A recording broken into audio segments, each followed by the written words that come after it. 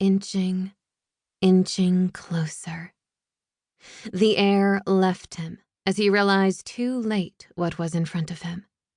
The thing was swift, and for a moment, his last moment, it had been oddly familiar.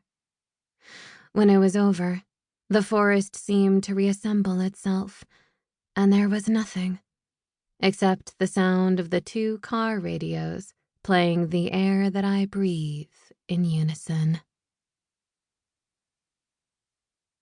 Part 1. The Wedding That Wasn't. 1. Carrigan Falls, Virginia, October 8th, 2004. It was the wrong dress. Lara realized that now. It was the color of old bones. The intricate platinum beading dripped down the dress's fitted bodice in a scrolled pattern. Mid-thigh, the long chiffon skirt emerged, sweeping the floor with a dramatic 5-foot train. Tugging at the garment, she looked in the mirror and frowned. Yes, she was definitely disappointed with this dress. It was the first time she'd actually been alone with the gown. No mother standing behind her pulling at the fabric with a hopeful tone in her voice.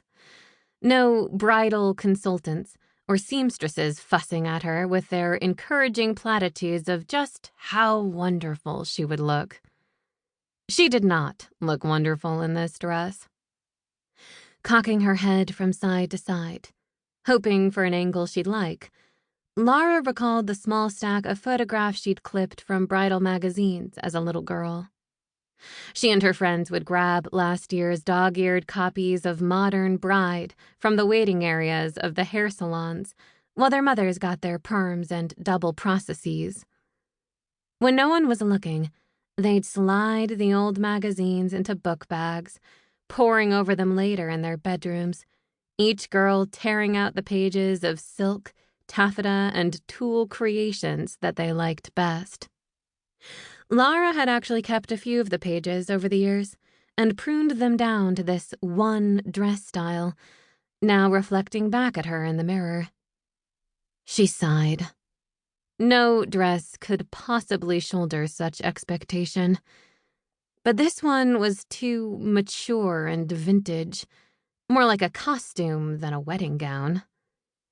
Turning around, Lara strained to hear if her mother was on her way back upstairs. The hall was silent. She smiled.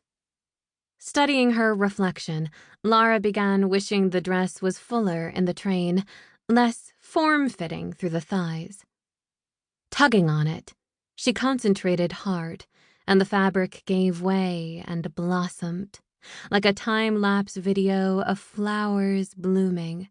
Folds of fabric bursting, then tumbling down and arranging themselves before her. "There," she said, and the fabric obeyed. "A little less." The fabric swirled as though it were alive, rustling and shifting to please her. "Perfect." She turned, watching it retract until she said, "Stop." Lara spun in front of the mirror, admiring the way the fabric moved. Next, she focused on the color. A little lighter, more ivory, less platinum. Like a TV screen adjusting its brightness, the silver tones of the dress warmed to a pure ivory hue. Much better. She considered the sleeveless bodice for October. Maybe sleeves?